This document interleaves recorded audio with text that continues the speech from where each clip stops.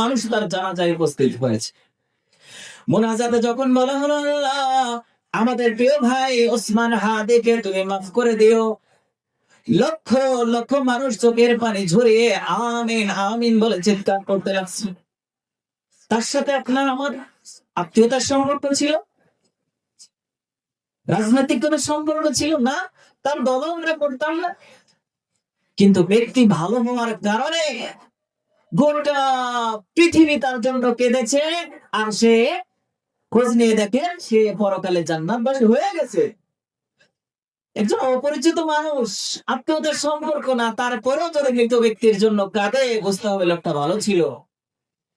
এরকম একজন নেতা মোড়ক এখন সমাজে, মানুষ আলহামদুলিল্লাহ লিখতেই পাগল হয়ে যায়। এজন্য এখন জীবন তুমি করিও গঠন, মরিলে হাসিবে তুমি, কাঁদিবে ভুবন। তো যে আলোচনা করছিলাম, যে সমাজে আমরা বসবাস করি, আগে আমার সমাজে আমার নিজেকে ভালো মানুষ হিসেবে প্রতিষ্ঠিত করতে হবে। সংক্ষেপে আমি আজকে 3টা বিষয় আলোচনা করব। সংক্ষেপে একটা মানুষ কিভাবে সমাজে ভালো হতে পারে এমন 3টা বৈশিষ্ট্য বলবো, এবং এমন 3টা বৈশিষ্ট্য যেই কারণে সমাজের মানুষ তার নিন্দা করবে মৌতের পরে। মৃত ব্যক্তি সম্পর্কে তো মানুষ ভালো মন্তব্য করে, কিন্তু এমন জীবন সে যে পাপগুলো আছে, এই পাপগুলো করার কারণে মরার পরে মানুষ তাকে খারাপ বলবে। শুনতেছেন? কষ্ট হচ্ছে আপনাদের? শীতের সময় কষ্ট দেখতে হবে হুজুর। ঈশার নামাজ পড়েছি, বাড়িতে যাব তা না, মাহফিলের নাম দিয়ে বসিয়ে রেখেছেন ঠান্ডার মধ্যে, বা কষ্ট হচ্ছে আপনাদের? 3টা গুণ, যে 3টা গুণের মধ্যে আপনি সমাজে ভালো হইতে পারবেন। 1 নম্বর গুণ হলো, আমার চাচা মেরিয়ারা একটু খেয়াল নেই, শোনেন, চুল দাড়ি পেকে গেছে। আমাদের চুল দাড়ি পেকে গেছে। যৌবনের কথা চিন্তা করলে মনে হয় আয়নার সামনে দাঁড়িয়ে এক সময় কত সুদর্শন ছিলাম, এখন চুল দাড়ি পেকে গেছে। এখন ওই কবরে যাওয়ার সময় এসে যাচ্ছে। মন দিয়ে 3টা বৈশিষ্ট্য একটু শোনে, আশা করা যায় আমরা মরে গেলে মানুষ আমাদের সম্পর্কে বলবেই যে এই মানুষটা ভালো ছিল, চাচা ভালো ছিল, দাদা ভালো ছিল। সাথে সাথে আল্লাহ তাআলা আমাদের নসিবে জান্নাত লিখে দিবে। 1 নম্বর বৈশিষ্ট্য হলো, যে সমাজে আপনি আছেন ওই সমাজের মানুষের সাথে ভালো আচরণ করবেন। আল্লাহর নবী সাল্লাল্লাহু আলাইহি ওয়াসাল্লাম বলেন, মা কানা ইউমিনু বিল্লাহি ওয়াল ইয়াউমিল আখির। আমার উম্মতের মধ্যে কোন ব্যক্তি যদি নিজেকে বিশ্বাসী বলে দাবি করে, কোন ব্যক্তি যদি বলে আমি আল্লাহকে ভালোবাসি, পরকালের জীবন সম্পর্কে আমি বিশ্বাসী, জান্নাত বলে যে কিছু আছে এটা আমি বিশ্বাস করি, জাহান্নামের কঠিন আযাব সম্পর্কে যা শুনেছি তা আমি বিশ্বাস করি, মানি, আল্লাহর নবী সাল্লাল্লাহু আলাইহি ওয়াসাল্লাম বলেন, ফালইউহসিন ইলা জারিহি, তাহলে ওই ব্যক্তি যেন তার প্রতিবেশীর সাথে সুন্দর থেকে সুন্দর আচরণ করে। 1 নম্বর, যে সমাজে আছে ওই সমাজে ওই মানুষদের সাথে আপনি খারাপ আচরণ করবেন না, ভালো আচরণ করবেন, সুন্দর করে কথা বলবেন। আল্লাহর নবী সাল্লাল্লাহু আলাইহি ওয়াসাল্লাম বলেন, খায়রুকুম ইনদাল্লাহি খায়রুহুম লিসাহিবিহি, তোমাদের মধ্যে আল্লাহ তাআলার কাছে সবচেয়ে উত্তম ওই ব্যক্তিগুলা যারা তার প্রতিবেশীর কাছে সুন্দর, যারা তার আত্মীয় স্বজন, বন্ধু বান্ধব, স্ত্রী সন্তান, সাথী সঙ্গীদের কাছে উত্তম, ওই ব্যক্তি আল্লাহর কাছে উত্তম। আপনি মানুষকে কষ্ট দিবেন, আপনার পরিবারের কাছে আপনি ভালো মানুষ হইতে পারলেন না, আল্লাহর কাছে কেমনে ভালো মানুষ হবেন? কে চাচা? আপনি আপনার মহল্লার মানুষ, যার ঘরের পাশে আপনার ঘর, তার সাথে আপনার আচরণটা সুন্দর করে তার দিলটা মনটা জয় করতে পারলেন না, আল্লাহর দিল আপনি কেমনে জয় করবেন? হ্যাঁ, ভালো আচরণ কতটা জরুরি। আল্লাহর নবী সাল্লাল্লাহু আলাইহি ওয়াসাল্লামের এক সাহাবী আমর ইবনে আস রাদিয়াল্লাহু তাআলা, আব্দুল্লাহ ইবনে আমর রাদিয়াল্লাহু তাআলা আনহু একদিন তার বাড়িতে একটা বকরি জবাই করলেন। জবাই করার পরে তার খাদেমকে বলছেন, ও আমার খাদেম, আহতাইতা লিজানিল ইয়াহুদি, এই বকরির কিছু মাংস তুমি কি আমার ওই প্রতিবেশী, আমার ঘরের পাশে ঘর, ওই ইহুদি প্রতিবেশীকে দিয়েছো? বারবার বলতেছে খাদেমের কাছে। অনেক সময় বাড়িতে আয়োজন হলে অনেক সময় ছাগল গরু এগুলো একটু জবাই হয় না? জবাই হওয়ার পরেই তো মাংস মানুষকে দেওয়া যায় না, দেওয়া যায় না, একটু সময় লাগে, মাংসের একটা সাইজ করতে হয়, বানাইতে হয়, এরপরে টাকা দিবেন। জবাই দেওয়ার পরে কিছুক্ষণ পর পর আব্দুল্লাহ ইবনে আমর রাদিয়াল্লাহু তাআলা আনহু এসে তার খাদেমকে বলতেছে, তুমি কি দিয়েছো আমার ওই ইহুদি প্রতিবেশীকে? তুমি কি দিয়েছো আমার ওই অমুক প্রতিবেশীকে? এত গুরুত্বের সাথে বলতেছে। ওই খাদেম অবাক হয়ে জিজ্ঞেস করতেছে, ওরা তো একজন ইহুদি, আপনার প্রতিবেশী তো অমুসলিম ইহুদি, তাকে দিতে হবে, আর তাকে দেওয়ার জন্য আপনি এতটা আগ্রহী? তখন আব্দুল্লাহ ইবনে আমর রাদিয়াল্লাহু তাআলা আনহু বলেন, সামি'তু নবিয়্য সাল্লাল্লাহু আলাইহি ওয়াসাল্লাম ইয়াকুল, আমি আমার নবী মুহাম্মদ সাল্লাল্লাহু আলাইহি ওয়াসাল্লামকে বলতে শুনেছি, আল্লাহর নবী বলেন, জিবরাইল আমিন আলাইহিস সালাম আমার কাছে এসে এতবার প্রতিবেশীর সাথে ভালো আচরণ করার নির্দেশ দিতেন। আমার কাছে মনে হতো যে ওই প্রতিবেশী যদি অমুসলিম হয়, আমার ওই প্রতিবেশীর আত্মীয়তার সম্পর্ক যদি না হয়, জিবরাইল আমিন আলাইহিস সালাম এত বেশি আগ্রহ দিয়ে বারবার বলতেন প্রতিবেশীর সাথে ভালো আচরণ করে, প্রতিবেশীর হক আদায় করেন, এত বেশি বলতেন যে আল্লাহ নবী সাল্লাল্লাহু আলাইহি ওয়াসাল্লাম বলেন, আমি আশঙ্কা করলাম মনে হয় আমার এই যে ওয়ারিস সূত্রে যে সম্পদ পাওয়া যায়, মনে হয় ওই ওয়ারিস সূত্রে, উত্তরাধিকার সূত্রে যে সম্পদ পাওয়া যায়, এর ভাগ মনে প্রতিবেশীকেও দিয়ে দিতে হবে। কতটা আগ্রহ নিয়ে, কত গুরুত্ব সহকারে এটা আল্লাহ তাআলার ওয়াদা। আপনি যদি প্রতিবেশীর সাথে ভালো আচরণ করেন, হবেটা কি? আল্লাহর নবী সাল্লাল্লাহু আলাইহি ওয়াসাল্লাম বলেন, মা মিন শাইইন ইউদাউ ফিল মিজান আসকাল মিন হুসনিল খুলক। আল্লাহর নবী সাল্লাল্লাহু আলাইহি ওয়াসাল্লাম বলেন, কিয়ামতের কঠিনতম দিনে যখন দাঁড়িপাল্লা স্থাপন করা হবে, এক পাল্লায় দেওয়া হবে মানুষের নেক আমল, আরেক পাল্লায় দেওয়া হবে মানুষের বদ আমল। আল্লাহ নবী সাল্লাল্লাহু আলাইহি ওয়াসাল্লাম বলেন, ওই দাঁড়িপাল্লাতে, মিজানের পাল্লাতে যে আমলগুলো রাখা হবে, এর মধ্যে সবচেয়ে ভারী হবে হুসনুল খুলুক, প্রতিবেশীর সাথে সুন্দর আচরণ করা। এই গুণটা, এই আমলটা আল্লাহ নবী বলেন কিয়ামতের ময়দানে মিজানের পাল্লাকে সবচেয়ে বেশি ভারী করে দিবে। আর মিজানের পাল্লা ভারী হলে কি হবে? فما ثقلت موازينه, আল্লাহ সুবহানাহু ওয়া তাআলা বলেন, মানুষের আমলনামাগুলো যখন মিজানের পাল্লায় মাপা হবে, যার নেক আমলের পাল্লাটা ভারী হয়ে যাবে, فهو في عيشة راضية, সেদিন সে হয়ে যাবে সফল, সে চিরস্থায়ী সুখের শান্তিতে জিন্দেগি অতিবাহিত করবে। وأما من خفت موازينه,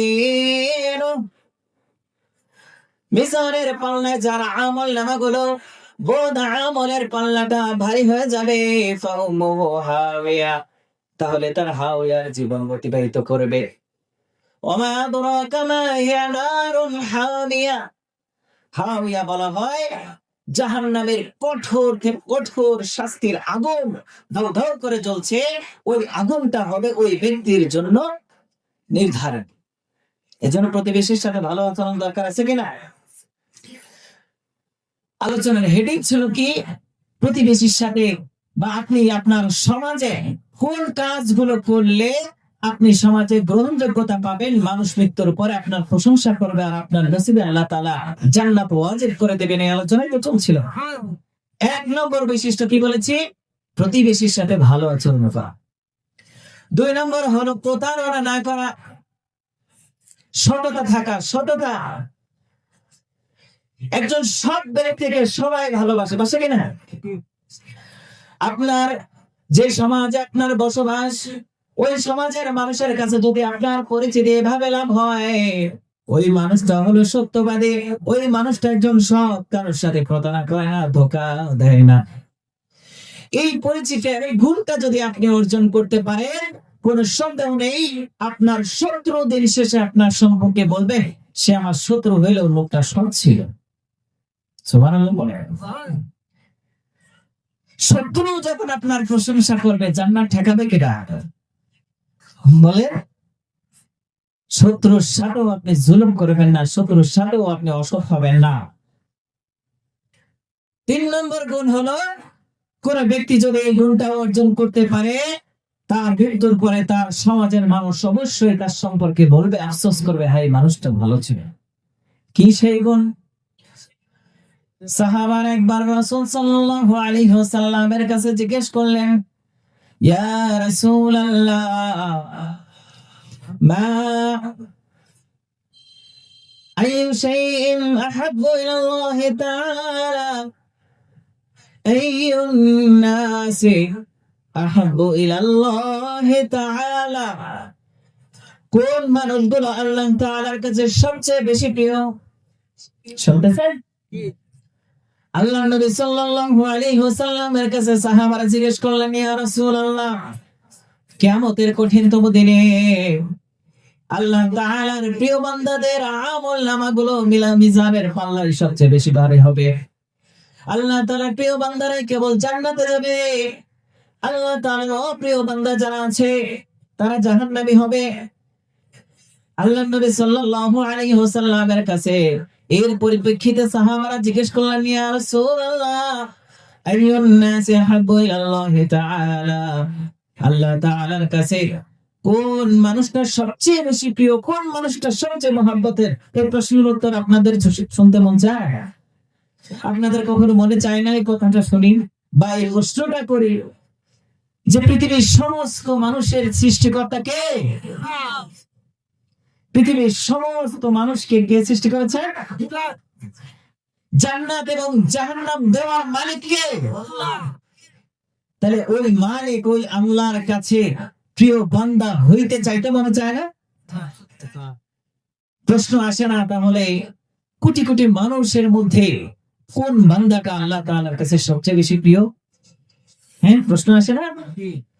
সাহাবাদের মনেও প্রশ্ন আসছে। সাহাবারা জিজ্ঞেস করছেন, ইয়া রাসূলুল্লাহ, কোটি কোটি মানুষের মধ্যে ওই আরশের মালিক, যার কোনো শরীক নাই, যিনি বান্দাকে জান্নাতেও দিতে পারেন, জাহান্নামেও দিতে পারেন, ওই মহান আল্লাহ তাআলার কাছে কোটি কোটি মানুষের মধ্যে কোন বান্দা সবচেয়ে বেশি প্রিয়?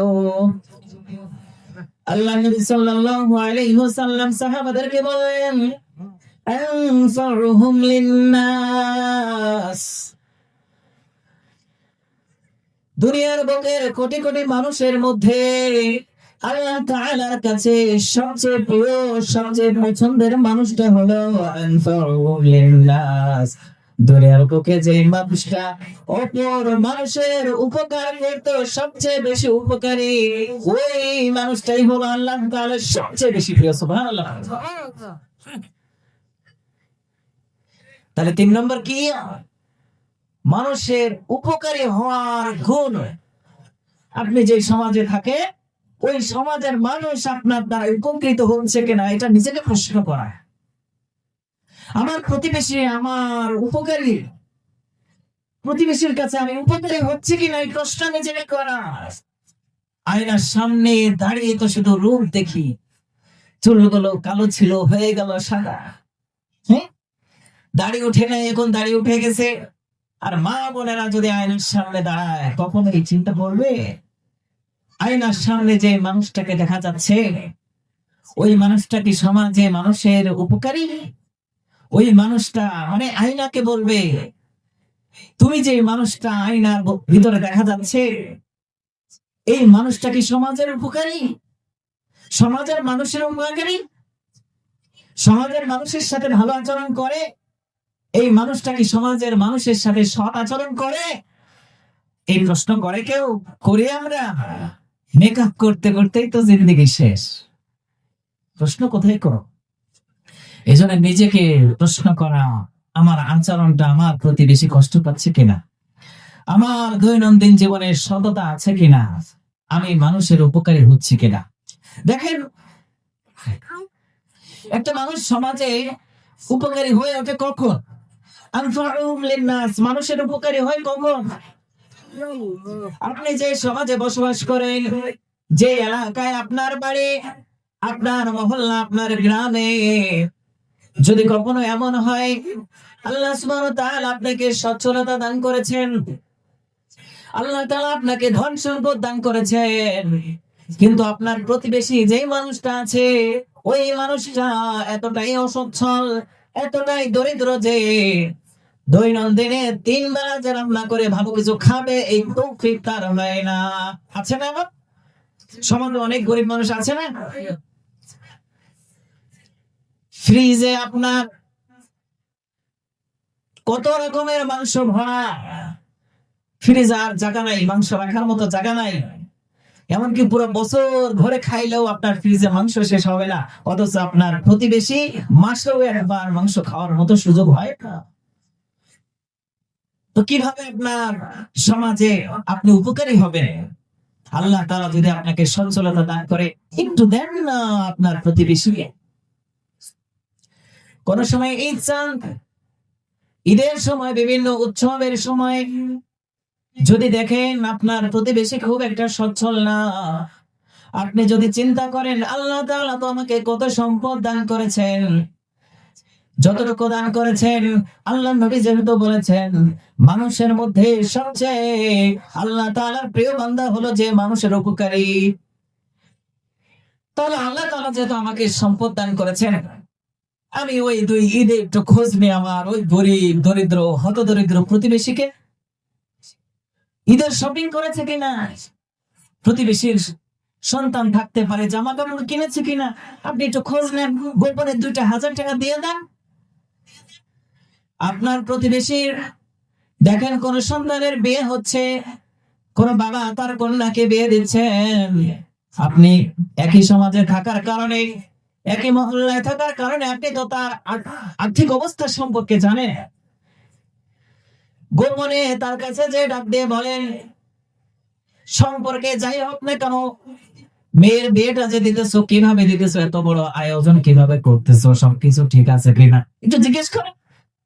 আল্লাহ তাআলা তো আপনাকে এত দান করেছেন, আল্লাহ তাআলা তো চাইলে ওই হতদরিদ্র প্রতিবেশীর মতো আপনাকেও বানাইতে পারতেন দরিদ্র, কিন্তু আল্লাহ আপনাকে 3 তলা 4 তলা বিল্ডিং এর উপরে রেখেছে, আর পাশে হলো টিন সেটে বসবাস করে গরিব, ওখান থেকে নিচে নেমে এসে একটু খোঁজ নেন, আর এসে মালিক আসমান থেকে নেমে আপনার খোঁজ নেবে। যদি যে জিজ্ঞেস করেন মেয়েটাকে বিয়ে দিচ্ছ, ছেলেটাকে বিয়ে দিচ্ছ, এত বড় আয়োজন কিভাবে করতেছো, সব ঠিক আছে কিনা, ধরো আমার তো বেশি সামর্থ্য নাই, 2,000 টাকা তুমি নাও, তোমার প্রয়োজনে তুমি খরচ করো, আপনি বলেন ওই ব্যক্তি ওই মানুষের জন্য মন খুলে দোয়া করবে কিনা? করি আমরা কখনো? বাড়িতে টাইলস লাগানো হয়ে গেলে কিভাবে টাইলস আরো উন্নত লাগানো যায়, 1 তলা হলে কিভাবে আরো 2 তলা পাওয়া যায়, 3 তলা হলে 4 তলা কেমনে বানানো যায়, জমি 3টা কিনছি আর 5টা কেমনে কেনা যায়, এই ধান্দায় থাকি সবসময়। কখনো আমাদের মনে আসে আমি আমার ওই মানুষটার পাশে দাঁড়াই, আল্লাহ নবীর কথাটা একটু মানি, আল্লাহর প্রিয় বান্দা হয়ে যাই?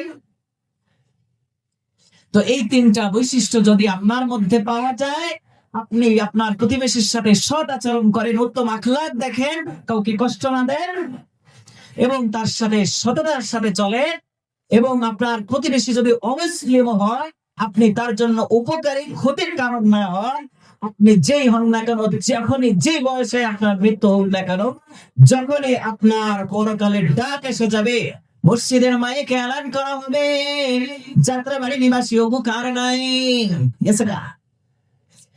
মাইকের আওয়াজ শোনার সাথে সাথে ওই যে রাতের আধারে গোপনে আপনার অসহায় প্রতিবেশীকে একটু সহযোগিতা করেছিলেন, একদিন ভালো তরকারি রান্না করে ছোট্ট একটা বাটিতে দিয়ে দিয়েছিলেন, ফ্রিজের মাংসটা বের করে আপনার প্রতিবেশীকে দিয়ে আসছেন, বাচ্চাদেরকে নিয়ে রান্না করে খাও, কোন লৌকিকতা নয়, আল্লাহর সন্তুষ্টির জন্য করতেছি।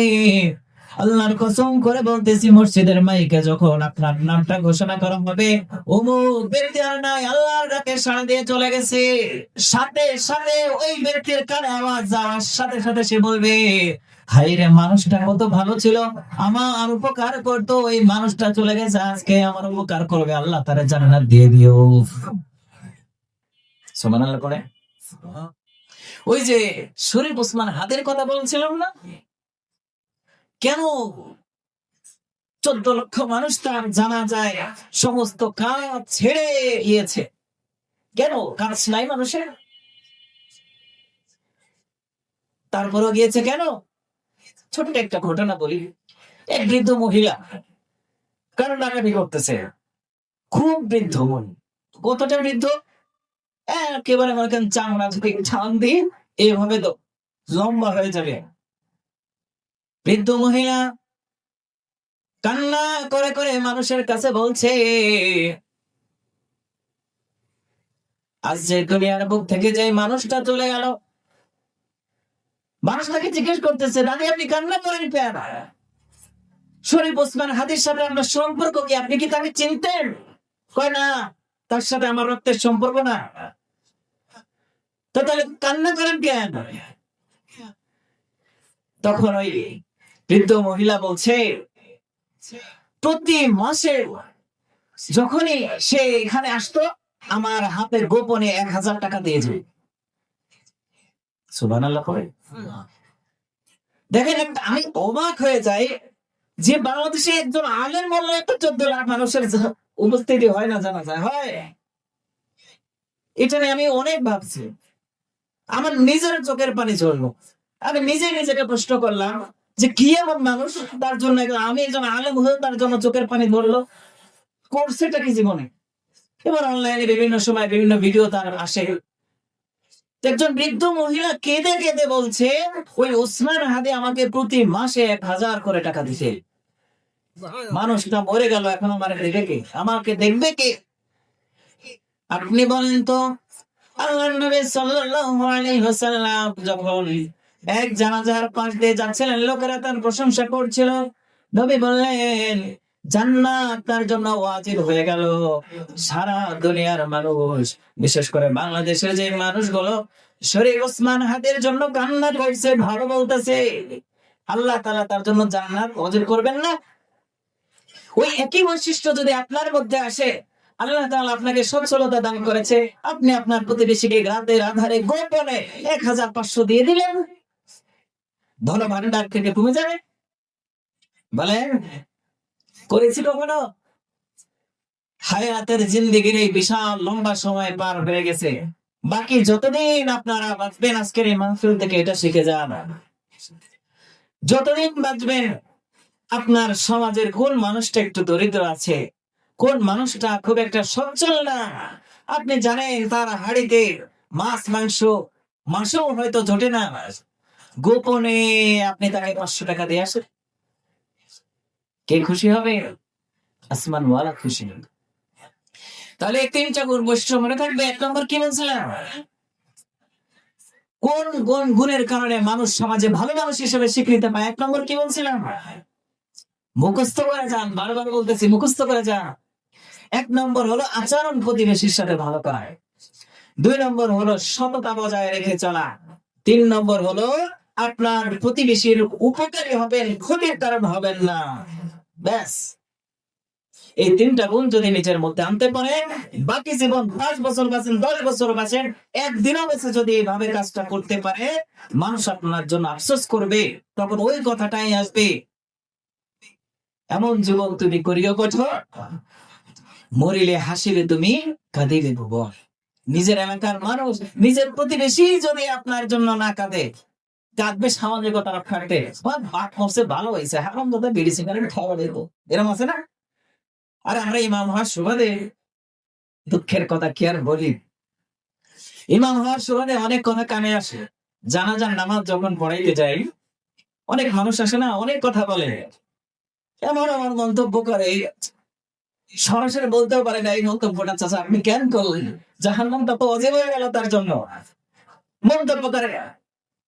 এ জীবনে এক ওয়াক্ত নামাজও পড়ে নাই, মন্তব্য করে পড়ছে ভালো হয়েছে, ও মানুষের কষ্ট দিছে, তাহলে ওর জন্য জান্নাত আজও অধীন হবে না জাহান্নাম অধীন হবে? তিনটা এমন গুণ এবং বৈশিষ্ট্য আছে, যে তিনটা বৈশিষ্ট্যের কারণে সমাজে একটা মানুষ যত ভালোই হোক না কেন, যত বড় শিক্ষিত হোক না কেন, যত বড় আলেম হোক না কেন, যত বড় ধনী হোক না কেন, মরার পরে মানুষ বলবে মরছে ভালো হয়েছে ভাবছি আমরা। শুনবেন ওই তিনটা গুণ কি? হ্যাঁ, যে তিনটা গুণের কারণে একটা মানুষ সমাজে খারাপ হিসেবে বিবেচিত হয়, এক নম্বর হলো মানুষের প্রতি জুলুম করা। কে? মানুষের প্রতি জুলুম করা। আপনার প্রতিবেশী, আমার আলোচনাটা প্রতিবেশী কেন্দ্রিক হচ্ছে, কারণ আপনার ঘর যদি ঠিক না থাকে, আপনার মহল্লার মানুষের যদি সন্তুষ্ট না থাকে, আপনি দেশ রাষ্ট্র নিয়ে কি করবেন বলেন? নিজের সমাজে যদি ভালো মানুষ হয়ে মরতে না পারি, সারা বিশ্বের ভিতরে আপনার, আপনি কত বড় ডাক্তার, কত বড় মাওলানা, কত বড় অমুক তমুক, লাভ আছে? এই জন্য যে সমাজে আছে ওই সমাজের মানুষ যেন আপনার দ্বারা জুলুমের শিকার না হয়। কেমনে জুলুম করি আমরা? আপনার মনে করেন ঘরটা আছে 5 শতাংশ জমির উপরে, আপনি করলেন কি মাপ জাপ দিয়ে রাতের আধারে ওই ধাক্কাতে কি শুরু করে এক হাত বাড়াই নিলেন, প্রতিবেশীর প্রতি জুলুম হইল না এটা? সকালে যখন দেখা গেল যে মাঠ দিয়ে আরো খুঁটি পোতা হলো, এই জায়গায় খুঁটিটা দেখি আরো এক হাত ওই পাশে, চাচাই দেখি ফজরের আজান দিল, আছে না এরকম? নামাজে দেখা যায় আপনি একবারে সামনের কাতারে, মাঠে যে আপনার প্রতিবেশীর জমির আলো অর্ধেক দখল করে গেছে, আছে না এরকম? এই জন্য কারোর উপর জুলুম করা যাবে না। 2 নম্বর বৈশিষ্ট্য হলো আপনি আপনার প্রতিবেশীর সাথে কখনো প্রতারণা করবেন না, কখনোই না। কথা কাজে কোনো ভাবে প্রতিবেশীকে ঠকাবেন না, প্রতারণা করবেন না। যদি এমন হয় আপনি মনে রাখেন না, ওই প্রতিবেশী সবার আগে বলবেন মরছে হারামজাদা, গেছে আমরা বাঁচছি কিনা। হ্যাঁ, আপনার দাপটের কারণে যাত্রাপুরের মানুষ শান্তি মতো ঘুমাইতেই পারে না, ক্ষমতা এখন আপনার। হ্যাঁ, আছে না এরকম? এই দুনিয়ায় কি শেষ? আখেরাত তো পড়ে আছে। তাহলে 2 নম্বর কি বললাম? সততা রাখা, প্রতারণা না করা। 3 নম্বর হলো গুরুত্বপূর্ণ। 3 নম্বর এমন একটা বৈশিষ্ট্য একটা মানুষের, যে বৈশিষ্ট্য যখন মানুষের মধ্যে এসে যায়, যে খারাপটা গুণ মানুষ ধারণ করে, ওই খারাপ গুণ ধারণ করার কারণে মৌতের পরে মানুষ বলতে বাধ্য হয়, মানুষটা দূর হয়ে যায়।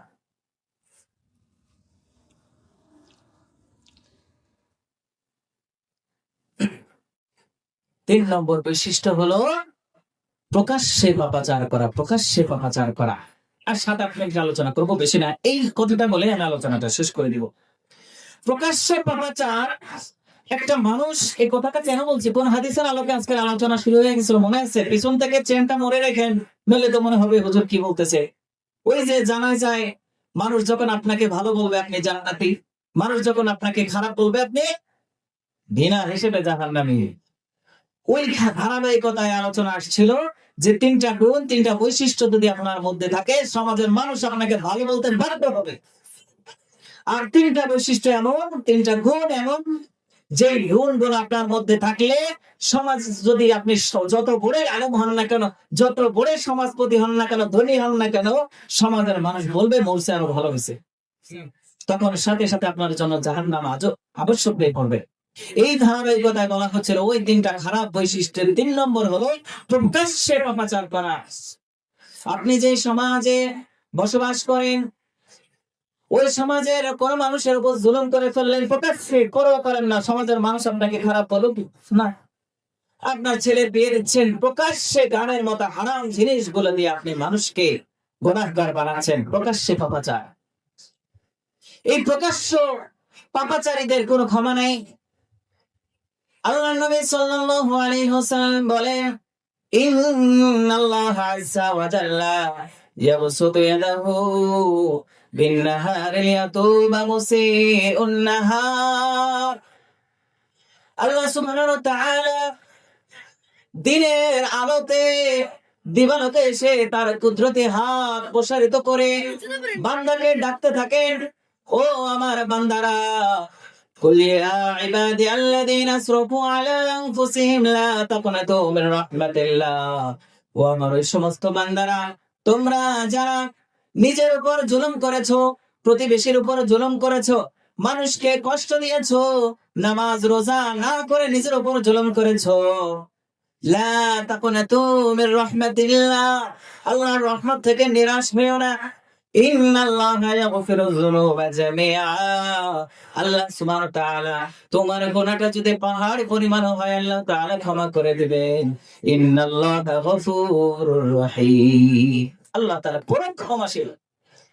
এই আল্লাহ সুবহানাহু ওয়া তাআলা এভাবে সারা দিন ডাকতে থাকেন, লিয়াতুবা মুসিউন নাহার লিয়াতুবা মুসিউল লাইল। ও বান্দারা, রাতের পাপীরা আসো, আল্লাহ আমার কাছে ক্ষমা চাও, মাফ করে দেব। ওয়ায়াবসুতু ইয়াদাইহি লিয়াতুব ওয়ায়াবসুতু ইয়াদাইহি বিল-লাইলি ইয়াতুবা মুসিউন নাহার। আল্লাহ সুবহানাহু ওয়া তাআলা রাতের আঁধারে তার বান্দাদেরকে ডেকে ডেকে বলে, দুহাত প্রসারিত করে, ও আমার বান্দারা, তোমরা দিনের পাপীরা রাতে এসে আমার কাছে ক্ষমা চাও, আমি ক্ষমা করে দেব। কিন্তু আল্লাহ নবী সাল্লাল্লাহু আলাইহি ওয়াসাল্লাম বলেন, লিকুল্লি উম্মতি মুআফান, আমার উম্মতের প্রতিটা বান্দা ক্ষমা প্রাপ্ত হবে। আল্লাহ তাআলার কাছে মাফ চাইলে মাফ করে দিবেন, অথবা কোনো না কোনো কাজের কারণে সে ক্ষমাপ্রাপ্ত হয়ে জান্নাতে চলে যাবেন। ইল্লাল মুজাহিরিন, কিন্তু সমাজের মধ্যে প্রকাশ্যে পাপ করবে, প্রকাশ্যে হত্যাকারিতা করবে, বিয়ের নামে, উৎসবের নামে ঢাক ঢোল পিটাবে, গানের মতো হারাম জিনিসগুলো মানুষের, প্রতিটা সমাজের মানুষের কানে ঢুকিয়ে দিবে জোর করে। আল্লাহ নবী সাল্লাল্লাহু আলাইহি ওয়াসাল্লাম বলেন, এমন প্রকাশ্য পাপাচারকারী একে আল্লাহ তাআলা ক্ষমা করবেন না।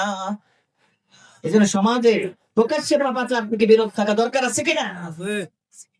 আপনারা হয়তো এখন বলবেন, ওই যে আমরা ওলামায়ে একরামগণ বা মসজিদে ইমাম সাহেবরা যখন বলে বিয়ের মতো একটা পবিত্র জিনিসগুলোকে আপনারা গান বাদ্য ডেক্স বাজিয়ে সমাজের মানুষকে গুনাহগার বানাচ্ছেন এবং বরকতময় জিনিসটাকে আপনারা হারাম করে দিচ্ছেন, করবেন না, ইমাম সাহেবকে পর্যন্ত হুমকি দেয়, আছে না? এই যে সমাজে যে মানুষগুলো এই মনোভাব পোষণ করে, এই গানের মতো বাদ্যযন্ত্রগুলা বিয়ের নামে, উৎসবের নামে এই যে সারা রাত মানুষের মনে কষ্ট দিচ্ছে, এগুলা তার উপর জুলুম হচ্ছে না? প্রকাশ্যে পাপাচার হচ্ছে না? আপনি মনে করতেছেন আপনার কত আনন্দের জন্য এই সময়টা কত ভালো কাটতেছে, কিন্তু একটা অসুস্থ মানুষ যখন আপনার এই উচ্চ আওয়াজ, উচ্চ ভলিউমের কারণে কষ্ট পাচ্ছে, তার প্রতি জুলুম করার গুনাহ হচ্ছে না? সর্বশেষ একটা হাদিস বলি, আলোচনাটা শেষ করে দিচ্ছি। আল্লাহ নবী সাল্লাল্লাহু আলাইহি ওয়াসাল্লাম বলেন, ইন্নাল মুমিনা ইয়ারা যামবাহু কান্নাহু জালিসুন তাহতা জাবালিন ইয়াখাফু আন ইয়াকা আলাইহি। আপনারা বলেন তো, কিয়ামতের ময়দানে মুমিনরা জান্নাতে যাবে নাকি কাফেররা জান্নাতে যাবে? মুমিনরা না? আর মুমিনদের বৈশিষ্ট্যটা কি?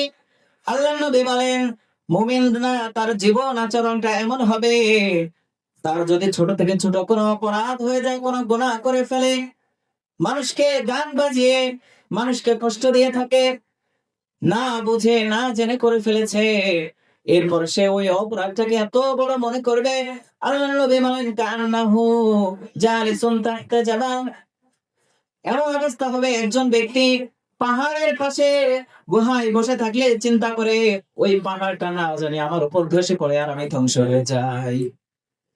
মুমিন ব্যক্তি তো এই চিন্তা করবে যে সমাজে একটা মানুষ আমার দ্বারা কষ্ট পাইলো, হায় রে, আমি তো শেষ। ওয়াইনাল ফাজর ইয়ারা কান্নাহু মাররা আলা উনুফিন কাযুবামিন মাররা আলা উনুফিন। আল্লাহ নবী বলেন কিন্তু সমাজ একজন পাপাচার তার আচরণটা কেমন হয়, সে কোনো পাপ করলে সেই পাপটাকে তো তুচ্ছ মনে করে, সে মনে করে নাকের সামনে দিয়ে একটা মশা উড়ে গেছে কোনো বিষয় হলো, মাত্র 5,000 10,000 টাকা চাঁদাবাজি করছি এ কোনো পাপ হয়েছে, প্রতিবেশীর একটু মাথা ফাটাই দিলাম এই কোনো অপরাধ হয়েছে। ছোট থেকে ছোট অপরাধ, বড় থেকে বড় অপরাধকে সে অনেক তুচ্ছ দেখে, এরপরে পাপাচার হয়। আল্লাহ নবী সাল্লাল্লাহু আলাইহি সাল্লাম বলেন কুল্লু ফাজিরুন ফিন্নার, প্রত্যেক পাপাচারই সে জাহান্নামী। তো এইভাবে যখন সমাজে আপনি চলবেন, প্রকাশ্য পাপাচার করবেন, মানুষের সাথে প্রতারণা করবেন, সততা থাকবে না, মানুষের উপর জুলুম করবেন, অন্যকে ক্ষতির কারণ হবে, মরবেন তো মরার পরে মানুষ বলবে হারামজাদা মরছে তো ভালো হয়েছে, সাথে সাথে জাহান্নাম অবশ্যই। আল্লাহ সুবহানাহু ওয়া তাআলা আমাদেরকে যা আলোচনা হলো, যা শুনলাম আমল করার তৌফিক দান করেন, সবাই বলেন আমিন। এবং সমাজে একজন ভালো মানুষ হয়ে যেন পরকালে বিদায় নিতে পারে, আল্লাহ তাআলা তৌফিক দান করেন, সবাই বলেন আমিন। ওয়া আখিরু দাওয়ানা আলহামদুলিল্লাহি রাব্বিল আলামিন। আসসালামু আলাইকুম ওয়া রাহমাতুল্লাহ।